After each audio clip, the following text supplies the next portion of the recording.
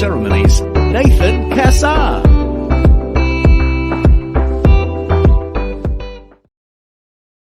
Well, welcome to another electrifying episode of the Justice Plan TV and podcast show, where we dive deep into the world of weddings and uncover the secrets to crafting your perfect day. Now, I'm Nathan Cassar, your professional wedding MC and guide through the wedding wonderland. And today we have a true Melbourne marvel joining us, Peter Hordern, affectionately known as Pete the Celebrant. Now, Pete isn't your run-of-the-mill celebrant. He's a much-loved Melbourne marriage maestro who specializes in crafting authentic, easygoing wedding ceremonies. But that's not all. He's also the dynamic host of the Wedding Guide podcast, which I'd highly recommend you check out, where he shares invaluable insights into the world of weddings. When he's not masterfully officiating ceremonies, you can find Pete indulging in one of his many hobbies, from brewing beer and gin to tending to his beehives. That's so great. And let's not forget, he's a proud dad of 3 adorable girls. With a knack for blending light humor and heartfelt sentimentality, Pete has a unique talent for capturing the essence of your relationship. He's a pro at keeping ceremonies natural and authentic, ensuring that you and your guests feel relaxed and at ease as you celebrate your love. Today, Pete joins us to share his wealth of wisdom on all things wedding related. We'll uncover the secrets to picking the perfect celebrant, dive into the art of writing heartfelt vows, explore how to infuse your special day with personal touches, and discuss the invaluable role a good celebrant plays in crafting unforgettable moments. So, if you're ready to embark on a journey of wedding wisdom and discover the keys to crafting a day that's uniquely yours, you're in for a treat and in the right place. Pete, welcome to the show. How's it going? Good. Thank you so much for having me. And geez, what an intro. I feel fantastic after hearing that. I appreciate that. I feel like I need to do a bit of a montage at the end of the season. I've been blessed to have most of my guests say that, actually. So I have to get like a little montage, Again, you know how it is. We're both celebrant MCs, and we're both, we're masters of intros and outros and everything else in between. So I appreciate, and of course you deserve it. You're a very accomplished celebrant. I've also had the pleasure of being on your show as well, and your show is one of, I would argue, was probably one of the first podcasts for weddings in Australia out there. Am I wrong in saying that? Look, it was, definitely wasn't the first. It might have been one of the first. There were a few out there, but it was definitely during COVID. I was like, I needed something to do. We had all this time, and there's only so much Netflix you can watch. And I was like, this is something I can do, something I want to do. So I just started it, and it's been good. How many episodes are you up to at the moment? I'd say close to 90. We're definitely in the 80s, close to 90. Yeah. Nice. You can do a big blockbuster 100th episode or something like that. Yeah, that's definitely on the cards. In fact, I was just thinking about doing that. As soon as you said it, I was like, we should do something pretty grand, but I don't know what that will be. It'll probably, I don't know, maybe some sort of like grand giveaway, or give away a car or something. I don't know. I'm just, of course. Well, it's been doing that well. Just give away a Tesla. Why not? It's just like, here's my car. You can have my car. We don't need here's a Tesla. Go for it. No, who needs it? Just walk for the wedding. That's fine. So I'm in Sydney, you're in Melbourne. People often perhaps may assume that the scene in Australia is relatively homogenous, but I mean, you and I both know that that's just not the case. There are definitely unique attributes about the Sydney wedding scene, the Brisbane wedding scene, in Melbourne, and so forth. So what would you say is for those of us perhaps curious looking outside in, and those who perhaps are obviously very close to you listening, in the Melbourne area of the world, how would you describe is some relatively sort of unique identifiers about the Melbourne wedding scene? Unique identifiers. Well, we should probably start by saying maybe I brought a bit of Sydney to Melbourne when I moved here, and I don't think Melbourne would want to hear that. In fact, when I moved here, people were like, "Oh, what do you like more, Sydney or Melbourne?" And I'm like, "Oh, I'm sort of just got here, and like, oh, it's probably Melbourne." And I didn't even realize there was a huge rivalry going between Sydney and Melbourne, but apparently there is. But I'm still here, so take from that what you want. In terms of the differences, I think there's probably going to be more beach weddings, I would say, in Sydney. Just from that's my thought. I don't know how substantiated Oh, that you're not is. wrong. I just did one on the weekend. Yeah. So, yep, Okay. Yeah. absolutely. Look, Yep. I'm just thinking of what you've got available, and I think the biggest differences between Sydney and Melbourne. I see Sydney as this. It's big. It's bold. It's beautiful. Look at me. I have a giant bridge and I have an opera house. We have fantastic beaches, and the beaches are just phenomenal. Mm. And then you've got Melbourne. Melbourne's like, we've got incredible place. We've got great wineries that aren't that far away. We've got a bay if you want to get married near the water. We've got really cool, funky underground bars you can get married in, or really rustic, breweries. So and I know there'd be both in both cities as well. I feel like Sydney has probably more your weather dependent, outside, more enjoyable in that aspect, beachy type. But I could be wrong. I don't really do No, weddings you're not. You're in not off Sydney. base there. Yeah. No. Okay. Yeah. But I find majority of, at least the weddings I can speak to what I do, I would say easily it's like 50% wineries, vineyards. You're either in a chapel there or you're outside and just enjoying the rolling hills with the vineyards, or you're inside in a either something really rustic or with something quite modern, or maybe with a bit of a halfway in between, sort of that touching on that rustic but with modern touches, to get married inside. Because I have noticed, obviously, I follow you quite closely, and I love all your content, and your weddings are obviously extraordinarily great to watch, and I encourage all listeners to go check out Pete on Instagram. I've noticed you do. I mean, we do a lot of garden weddings up here as well, but I've noticed there's a very, very big percentage of your ones are those beautiful outside garden type weddings, which I know for a fact is becoming one of the biggest trends of venue choices for this year. What is it that you love about? What is it, like, one unique thing that you just love about those kind of weddings? Because you seem to do quite a lot of them. Yeah, I do seem to do a lot of outdoor weddings. So I did one a couple of weeks ago where I was at the Carlton Gardens, and that's near the exhibition centre. And that's a very, very popular spot. You've got just beautiful trees lined up there. Most have their reception at a venue called St Andrew's Conservatory, which is just about a 10-minute walk down the road. Again, that's sort of very modern. It's a glass ceiling. It's gorgeous. Then you've got like literally a bar attached to it as well. Though I guess in terms of what I love about garden weddings, well, as long as the weather is good, that's going in Melbourne. You just got to have a plan B. So definitely book your wedding somewhere beautiful with a great view, gardens, vineyards, whatever you want. Just have a plan B just in case. What I love about the outdoor ones, I don't know, you're in nature.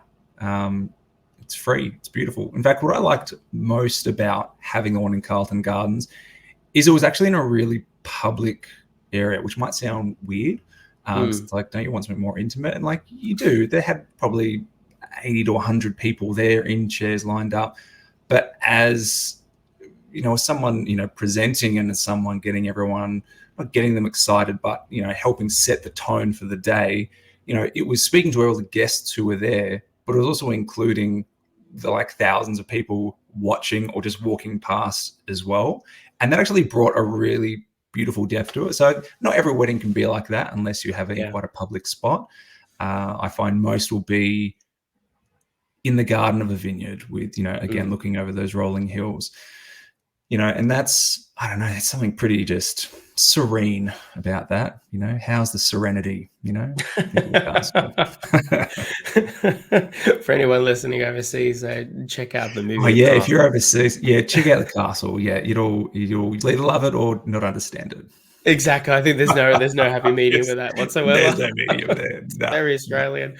Very. Look, I totally resonate with everything you just said, and I personally, when I get to do weddings like that too, they're incredible. But it is an interesting point that you mentioned about that exposure, and I know there. I think, again, speaking about no happy mediums, there are definitely going to be people on one side of the other. It's very black and white. You're either going to love that exposure and want to feel like you can share that moment, not just with your personal friends and family, but there's like that extra, we're giving this to the world kind of aspect about your relationship. Yeah. Or it's like are you kidding me? This is not a TV show. Like, this is just for us and the people we've selected. Like, as if we'd want that. I remember doing a reception. Right, if you're familiar with Sydney at all, right. Just from the overseas passenger terminal, there's a venue called Water's Edge at Campbell Stores, which is one of the oldest venues there. Okay. And you've seen the whole bay go by. You can see the Sydney Opera House and Sydney Harbour Bridge in the distance, right along the bay. And as I'm doing the entrance, like, I made sure to incorporate like all the random people. I say, guys, you gotta go. They're ready to come out. Like, you need to. So it was great, and that's what they wanted. They picked that specifically. But again, I think the ultimate goal, as you're saying, is to to pick a vibe that works for you and then let it shine. Definitely. Picking a wedding venue would have to be, I would say, the most important decision you can make of your day. It's going to set the tone for everything. Well, you might. So I think if it sets, one, budget is a massive one. It's going to determine how many people you're going to bring. It's going to determine the type of vibe, whether it is that beachside, whether it is that you're inside in a more function sort of space, or whether you're outside at a vineyard. It's going to bring a different vibe to it, and whether you're going to have public access to watch, or whether it's just going to be purely friends and family, that's also going to have a massive decision as well. Well, you said that was the most important decision. I would definitely agree. You have to have a place in order to do your wedding. But I would argue that the second most important thing to decide in a wedding is definitely about picking a celebrant. So tell me, I would like to know how to pick a celebrant, and then what actually a really good one brings. So, of course, there's over 10,000 now in the country, I believe it's just ticked over. There could be. I don't know. I'd have to have a look. I know Easy Weddings did their little booklet out last year. I'd have to check that. There are a few. There is definitely more than 5 of us out there, and the majority of us are fantastic people. No, we are great people. And it's very generous of you to say that we would be at least the second biggest decision. The question is, what do I think is great about us? I totally forgot the question, I'll be honest. Oh, how do we pick them? And what does a good one bring? Well, pick one that listens. That's pretty important. You know what? I think when it comes down to it, with all vendors, check reviews first. Reviews online are pretty significant. Then I think you've got to go by vibe. You meet this person, you go, cool. The reviews are good. If you can get friends of your family, or whether you've seen them in action, even better. But check if they're the right vibe for you, because maybe they were the right vibe for your friend. Maybe your friends absolutely love them. Maybe they've got great reviews, but there's something with this person that, while they're great, they're not your person, and that's okay. And so I don't recommend seeing into, when you're planning a wedding, seeing 20 of every, whether it's 20 photographers, 20 celebrants, 20 cake makers. It's like pick your top 3, 5, and kind of go, these sort of fit the vibe we're after. We're going to have a chat with them. And then as you have a chat with them, then just pick one, because you can keep looking at different ones all day long. And unless those three or 5 are terrible and you're like, no, we need to look again, pick the one who you feel most comfortable with, who's going to fit your budget, because that person on the day is going to, you're trusting that person with a lot. Like, they've got the microphone for that 30 minutes. They're setting the tone, whether it's going to be, that was fantastic. That was, they really just built it up. Everyone's talking about the great stories and the laughs and the tears, or they're just crying and going, I can't wait to have a drink because this is hard to watch. And that's the vibe you want to pick up on. What is this person like? Because do they make you feel comfortable? Because they're going to be standing right next to you on your wedding day. You're putting so much planning into everything. The little things, details as well, color coding bits and pieces, flowers and napkins. You kind of want the person who's got the mic, who's really helping set that tone of the day, that you're comfortable with them, that you're confident with what they're going to say, the personality, persona they're bringing. No, it's a good point. Absolutely. Yeah. There's one factor in that, though, because I know some people probably listening, right, going, great, we're happy with the vibe. We've made some good selections. We've got a criteria that we want to establish. But the price. And I know that we're releasing this in a time where the cost of living is still a big question on people's minds. It is How massively. do you? What's your best advice in terms of being able to allow people to reconcile the balance between we absolutely love this person, but can we overcome perhaps what they're willing to charge in order for us to get that experience? Well, one, you can have a conversation with them. And I have some couples who will just be very frank and go, look, we'd love to have you on the day. You don't quite fit into our budget. Is there any movement to room to move in your budget, in your price? It can't hurt to ask. It's either a yes, and these might be the slight conditions or things will change, or no, I'm sorry, this is what I know I can bring. This is the price I do it at. So that's probably one thing you could do. I think it comes down to what do you value most on your day? And I understand you've got to have a budget. And if you go back to, I'm going back to Easy Weddings because they do a lot of this study into the wedding industry. Easy Weddings talk about how most couples will start at about roughly a sort of 20, that sort of thing, maybe around that 25, 23, 25, maybe 30. And it's normally at least another 10 grand. Whatever you're budgeting, expecting, add another 10 grand on that easily. That might be sound quite disheartening. I think you've got to just choose what's most important to you. And that's going to differ from couple to couple. Some are going to go, you know what? And I get this. For some, the ceremony part and the celebrant part, for them, it's not that important. And like, okay, cool. You just don't, that's not where you put your value at. But for them, maybe it's the band. They just want to kill a band because they want to dance that night and they want a live band. And that's what they see as truly important. Amazing. Yeah. I think that depending on the tone that you want to bring and how at comfort and at ease you want your friends and family to feel, that is where I would place importance on those you're giving a microphone to, like your celebrant, like your MC. Because I think the person you give the microphone to is the person you're saying to your friends and family, this is the person we trust to speak and to make this day great for us. There is a lot of, sounds quite heavy, power in having a microphone. No, you're right. Absolutely. And it's a lot of it. So I think there's a lot of responsibility given to those who are willing to take it, which is why for those who do it really well, will charge more because they're confident. They know that what they're going to bring, they know the value they're going to bring to your day.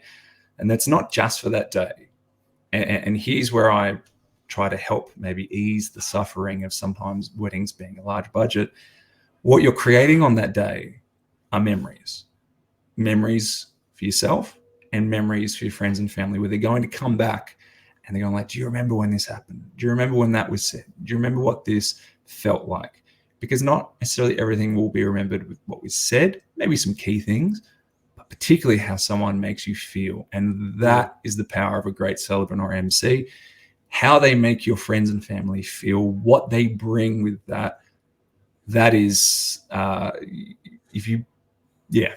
that's massive. No, and I totally agree. Yeah. My Uncle Ben told me that with great power comes great responsibility. And so I completely understand that at the end of the day, when you get that microphone, sorry, I had to do it. When you have that microphone in hand, there is an authority that comes with it. I sort of echo what you described to when I mentioned to my couples, and that the conversation comes up about, okay, well, I asked them specifically, what do you want someone like an MC to bring? And, just as much as I'm discovering who their celebrant choice is, so I'm able to then also subliminally behind the scenes figure out, also what they're going for. And it's the one thing actually that we can't give until the day it happens. We're one of the very few select numbers of vendors at an event where we deal with the intangibles up until the very day, and then we're providing the product, as opposed to a photographer who says, look, this is my portfolio. It'll look like this just with your face on it. And you're like, okay, I like that. I buy that. Whereas there's no sense, even no matter if videos, whatever, we can't feel that. They can't feel that until on the day. So I think yeah, I totally resonate with that. And it's important to establish that there is a lot of power that comes with that. A lot of some of the worst case stories you and I have probably heard online or otherwise on TikTok videos have come from a lacking of a celebrant and or an MC who has failed is a strong word, lacked the ability to command the power and authority that comes along Yeah. with that moment. So, yeah. I'm just reminded of a story I heard just last week from a couple, and they're like, tell me about, like, what do you want? Like, what's the vibe you're going for? Tell me what you want. And they're talking. It's like, I want relaxed and lighthearted. And they go, oh, do you remember that wedding we went to? Like, yeah. She just started yelling at people, telling them. She asked them a few times, like, could you please sit down? And then she started like yelling. And I'm like, wow. I go, well, I can pretty much guarantee you I won't be yelling at everyone, because that's not the tone I want to bring. And I think that if you're having to yell at people, you've failed at what you're there to do. There's a million ways you can say the same thing. Maybe not a million, that's too many, but you can definitely ask something of friends and family or get the best response from them in a really genuine, nice way. I think as well, when you give someone a microphone, you want someone who is really adaptable. Things happen, particularly in ceremonies. Things happen during the reception and the evening that you just can't plan for. You really need to plan for that. And when I just sort of do, if there's a top tip I'd give for weddings, is like, once you do all your planning and once you do a great job of it, you've really got to let it go. And you just sort of release your hands from it and go, I've booked the people and this is their professionals. This is what they do. They're going to do their best to give me the wedding that I want. And I now, the days it's gonna carry out how it carries out. I've had multiple times in ceremonies, rings just not be there. Someone's forgotten to bring the rings. And I had something that it was Nick who posted something on his Instagram about a wedding we did last year, and the couple forgot the rings, and he was like, Pete handled it perfectly. And I'll be honest, I don't remember what I said, but I've dealt with those moments before, and it's about, because I guess I've done it a few times, or just I can be flexible. It's like, I don't freak out and go, oh no, it's ruined this moment. It's just like, you roll with it, you work with it. There was one same experience. They'd forgotten the rings, and I'd look back at the couple, and I saw them out the side of my eye, and I could tell that something was wrong. And they were sort of concerned and talking amongst themselves, and I'm just sharing their story. And in my head, I'm going, did I say something wrong? Did I say someone's name wrong? And then I see the brother of the groom just bolt from the very front row, bolt towards the house, private property. There's probably about 150 people there. And I picked up and I go, they've forgotten the rings. And I just said, I just started, this is actually recorded. I've got the video on my Instagram. Something about, we have definitely not forgotten the rings. He's just running towards the house for another reason. I'm like, no, we've forgotten them. Like, check everything, check every drawer. And I waffled, honestly, but it made, for them that day, that memory for them is incredible. So for an MC as well, reception, Nathan, you know this, things don't go to time. Things happen. Things get really pushed back late. Things get pulled forward for different reasons. Whether the photographer and that come back with them a little bit late for the reception, so it means the starting's a little bit late, or maybe they're early, ready to go, or speeches. Someone who's supposed to do a 2-minute speech went for 15 minutes, and now you're like, cool. And you've got to adapt with that. And things happen as well, like when you're transitioning from when you would introduce people from speeches, and that it's not just cool, thank you, maid of honor. Now we've got best man, let's welcome him. Like, you've got something that you're going to riff off from what the maid of honor just shared to introduce, because those little things is what make that day seamless and make it flow. So having someone who's flexible is absolutely important. And someone can connect those dots throughout the day Yes. seamlessly is Yeah. essentially, the key. And of course, we deal in all of you and I are, and others in our craft are experts at the adaptability, flexibility, and Mhm. improvisational sort of aspect of everything. Yeah. But one more question before we might have to wrap up very shortly. But I could talk for hours with you though. Is something more planned is their Mhm. vows. So, Yes. what give us a sort of a brief outline of sort of what you Sure. run through a couple, and like just how to put them at ease at something that is much more prepared than everything Mhm. else that happens on the day, and how they can really nail it. Okay. Well, I'm going to give you advice that another celebrant gave me on my podcast, and this changed everything for me in terms of talking about this. I give my couples examples, like pages of examples of what they could do. But this formula right here is going to change everything for writing vows. So All right. I owe this to Teddy, who's a celebrant all the way in Canada. Here it is. Okay. Past, present, future, and I promise. So the past.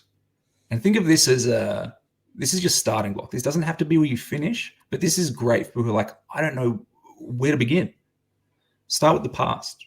What did you first like about this person? What did you first fall in love with? What was that first thing? Did they say something? Did they do something?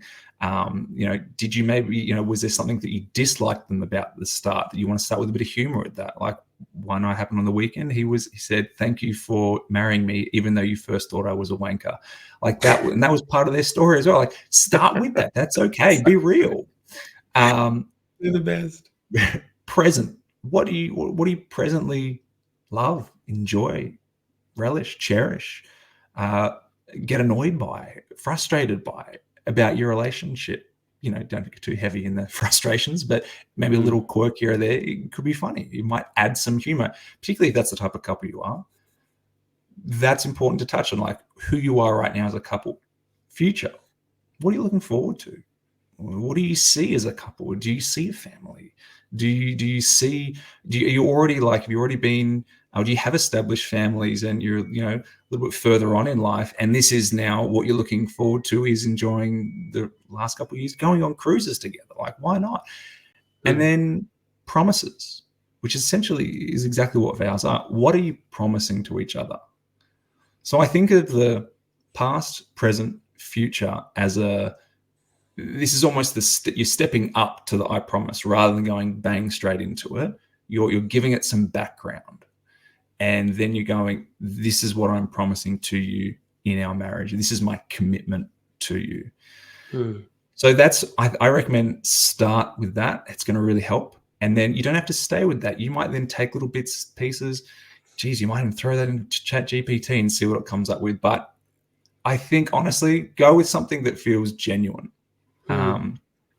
I have no problem with people using ChatGPT, but don't leave it there. Don't just cut and paste Enter, done. Yeah. It's just, like it's not going to be great, and people will know. Take it and then run with it. And it's like, well, how do I be genuine? Well, if you're a funny person, be funny in your vows. Like, don't all of a sudden go serious and really heartfelt if that's not who you are. And again, if you are really heartfelt, you don't need to go and be really funny. That's not what this is about. It's about being who you are, true in that moment. Essentially, it is you're sharing what you're promising to each other. But I think that formula helps pad and make it a little bit more flow, a little bit more easier. So, and I guess in terms of, if you want to think of numbers, think of either 3 to 5 I promises. There's something within that number that just seems to work. Yeah. I love it. That is such a great, simple skeleton that people can follow with. I really hope that people are taking notes, both industry and couples alike who are listening right now, because that I know, look, as somebody who hears it all the time at a reception, about speeches, right? Oh, I'm so nervous. I want to get it over and done with. And I get all that. Like it's 75% of the people would rather die than do a speech. So I can completely understand the exposure that comes from doing it. It's commendable that, one of the first things you're doing on the day before you get to the party and then make another speech you don't want to do is to make a really raw romantic gesture towards your partner you're about to sign your life away to in a very nice way, of course. And so because of that, It's having that structure behind as a skeleton is really crucial. So that's an amazing tip. That's one of the best things I've heard in a very long time. So thank you. Look, I for wish I could sharing say that. I created it, but I run with it. I give Teddy full credit, but it's incredible advice. It's done all my couples incredible justice. So yeah, take that and let it make your vows great. Love it. Well, we've actually officially run out of time, which is really sad because I do enjoy our chats. But I would love people to know more about how to get in contact with you. Also, feel free to let us know about your podcast more and how they can also get in touch with that to get to know you better. And of course, all the other great insights that are available on your show as well. Yeah. Well, I have the Wedding Guide podcast. You can check that out. We are on all the streaming platforms, just As Planned Weddings. You can find me at petethecelebrant.com.au. You can find me on Instagram, Pete the Celebrant. If you just type in Pete the Celebrant, you'll find me. Awesome. I love that. So simple. Fantastic. Yeah.